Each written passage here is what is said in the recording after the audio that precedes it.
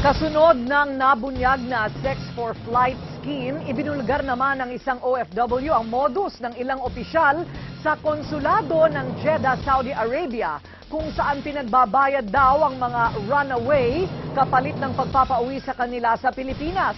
Exclusive nagpapatrol si Pia Gutierrez. Mula sa mapang-abusong amo sa Damam, buwis buhay na tumakas papuntang Jeddah ang 49 anyos na si Robert Taladro para makahingi ng tulong sa konsulado ng Pilipinas. Pero laking gulat niya dahil sa unang bungad pa lang, pera na agad ang hiningi ng opisyal na humarap sa kanya. Sabi ko, sir, tumakas po kami sa amo ko, wala po kaming kinuwang sweldo. Sabi kong ganyan, wala po akong kayang bayaran. Eh di kung ganun, makukulong ka.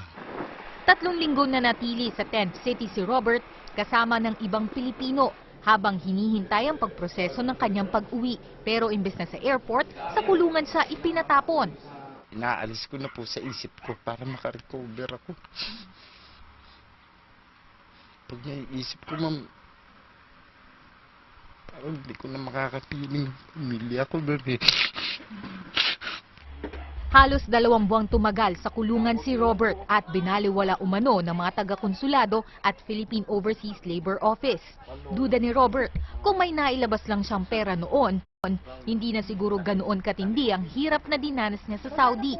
Pera-pera na po ang laban ng consulate natin. Pag wala kang pera, tinatawag sa Saudi na kaliwali. Baliwala ka na.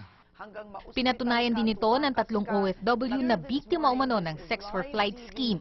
Nung nandun pa kami, merong ticket na nai-issue ang OWA, pero naibibenta nila sa TNT.